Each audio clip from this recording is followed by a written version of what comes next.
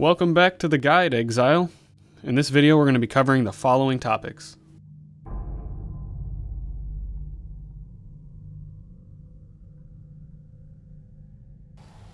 Now, as I mentioned in the introduction, Path of Exile is heavily based around pseudo-random number generation, or RNG, that determines everything from item drops to the affixes and affix tier that those items can roll, to the way zones are generated. It just does everything. This means, in effect, you could be chasing that perfectly rolled item or best in slot item for a very long time if you decide to hunt it on your own. Now, one thing that really differentiates Path of Exile from other games is its currency system. There is no gold in Path of Exile. All currency is in the form of orbs that can create or alter items of the 4 rarities: normal, magic, rare, or unique. Before we go into all the rarities, we first need to understand what affixes are, as well as what item levels are. Items will have an implicit property that is right below the name of the item. Items that are above normal rarity will have explicit properties or affixes attached to them, improving the base item. Affixes are the modifiers that are seen underneath the implicit stat of the base item. Affixes come in the form of prefixes and suffixes. Each rarity can have a certain amount of each of these. The prefixes and suffixes have different pools of modifiers, and no two of the same prefix or suffix can roll on the same item. This means you cannot roll something like plus to maximum life on an item twice. These affixes can have certain roll ranges based on the item level of the item. Item level can be seen by mousing over the item and holding down Alt, and it appears above the required level. Item level also determines the amount of sockets a piece of gear can have. For now, understand that the higher the item level, the better the affixes that it can roll, and the more sockets that it can have. Now, going into rarities, we can see that normal items are just the white base items with no affixes, just the implicit property. Magic items are blue items and can have 2 affixes, 1 prefix and 1 suffix. Their name is generated from the affixes that are added to it. Rare items are yellow items that can have 6 affixes, that is 3 prefixes and 3 suffixes. Their name is generated randomly and has no affiliation with the affixes that are added. Unique items are orange items that can have a variable amount of affixes and special modifiers. Their modifiers, names, and flavor text are unique and generated by supporting players and employees. Now that we have a loose understanding of what items can form into, let us take a look at the currency system and how it can affect these items. Starting from the bottom, we will look at the lowest tiers of currency. First, we have the Scroll of Wisdom, which identifies desired items. It is the most commonly used currency to identify all dropped items that are above the normal rarity. Next is the Portal Scroll. It is used to create a portal that brings you back to the current Axe town, and it can only be used once both ways, and then it disappears and a new one will have to be made. Now, before we talk about making different rarities of items, let's talk about how we can increase the normal base item itself. This is done with quality enhancing currencies. These currencies perform in similar manner to the other currencies. Every item aside from jewelry can be improved to a plus 20% quality.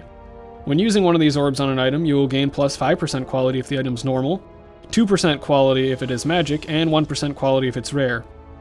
A blacksmith's whetstone will improve the quality of a weapon. Now, this will only affect the physical implicit damage of a weapon and not the explicit properties. An armorer's scrap will improve the quality of an armor. Again, this only affects the implicit property of the gear piece and not the explicit properties. The glassblower's bauble will improve the quality of a flask, extending its duration. A cartographer's chisel will improve the quality of a map, increasing its overall quantity modifier. And finally, a gem cutter's prism will improve the quality of a gem. This can have many different effects depending on the gem, so it is best advised to look on the wiki to see what kind of benefits you get from qualitying the gem.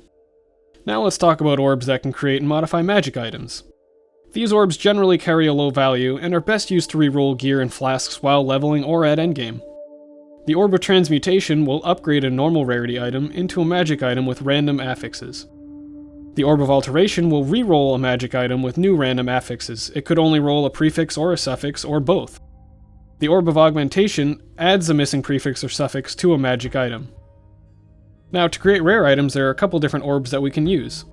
These orbs generally carry medium to high value and are best used on gear found later in the game or to trade for better gear with other players.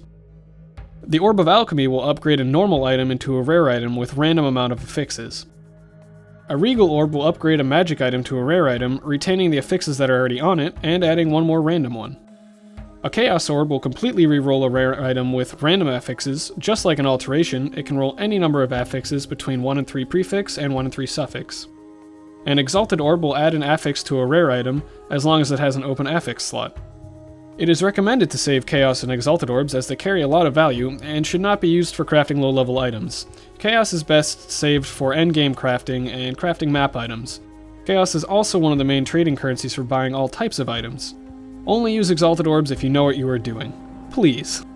To create unique items, there's only really one orb that can do this. It is called the Orb of Chance. This will upgrade a normal item to a random rarity. This means the item could become magic, rare, or unique, if there is one of that base item type. This is the only way to craft a unique item other than finding one as a drop or trading for it. And of course the chances of rolling unique is generally very low, but worth trying if it's a very valuable unique, as chance orbs do not carry a very high value. Now to look at some orbs that will modify the item regardless of its rarity. An Orb of Scouring will remove all properties from an item, returning it to a normal rarity. A Blessed Orb will reroll the implicit property of an item regardless of the rarity. And a Divine Orb will reroll the explicit properties of an item regardless of the rarity. When rerolling explicit stats, you must understand the ranges for the affix tiers that are on the item. This is another orb that is worth holding on to for a really good endgame item or for trading for other items. Now we can get into modifying sockets on gear. The Jeweler's Orb is the orb that will reroll the number of sockets on an item. One-handed weapons or shields can have 3 sockets, two-handed weapons can have 6 sockets, gloves, boots, and helmets all have 4 sockets, body armor has 6 sockets, and the only jewelry that can have a socket is an unset ring with 1 socket. Before trying to socket an item, make sure to check its item level. Here is a table displaying the number of sockets you have with relation to the item level of the item. Having 20% quality on the item also improves the chance of getting a greater number of sockets. The Orb of Fusing will reroll the links between sockets on an item. Items can have up to the same number of links as the number of sockets. Crafting a 6th link has quite a small chance and could happen with 1 fusing or thousands. The chance of attaining these links are shown roughly in the table on screen. Again, having 20% quality on the item improves the linking chance. Finally, we have the Chromatic Orb. This recolors the sockets of an item. The sockets will have an affinity to the attribute of the respective base item, so an intelligence-based item will have better chances of rolling a blue socket over red and green sockets, and same goes for any other type of armor.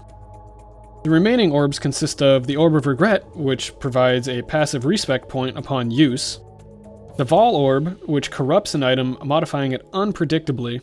Now, once an item is corrupted, the item properties cannot be changed. Depending on the base type of the item, many different things can happen, but the majority of them are not good, so it is recommended to not use these on gear until you fully understand what can happen with the Vol Orb. These also carry around the same value as a Chaos Orb. And finally, we have the rarest currency in the game, the Mirror of Calandra. This creates a mirrored copy of an item. These orbs are over 1,000 times as rare as an Exalted Orb, leaving it as one of the most expensive currencies in the game, as it can literally duplicate items. Mirrored items are similar to corrupted items and cannot be modified in any way. After my thousands of hours of playing, I still haven't seen one of these, and maybe never will. The following are special types of currencies. Silver coins. These were introduced with the Prophecy League and can be traded into Navali in town after rescuing her from the climb. These provide you with a new prophecy, 1 per coin. These can also be used for sealing prophecies, removing them from your prophecy list and turning them into an item. These will be covered in more detail in the story and leveling section. Essences were introduced with the Essence League and are a complex system of crafting currency. They are designed to help players craft an item with 1 determined affix, while the rest are still random. There are 25 different bases of essences, and they can be upgraded into higher tiers, increasing their power. Essences are obtained from frozen essence monsters that can be spawned randomly in zones. They will be covered in more detail in the story and leveling section.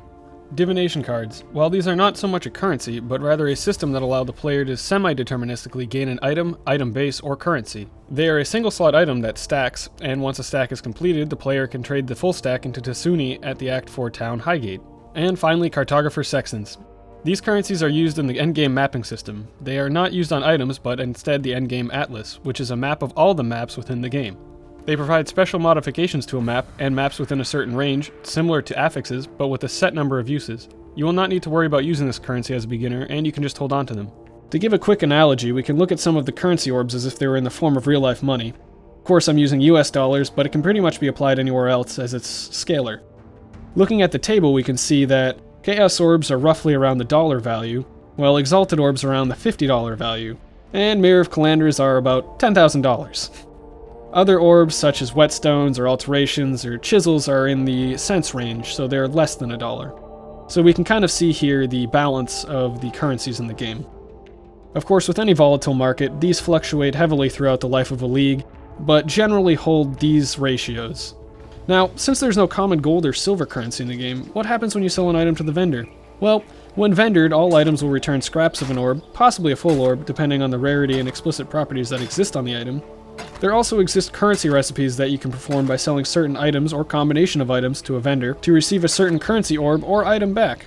I'll explain important recipes later in the guide in the vendor recipes and tricks section.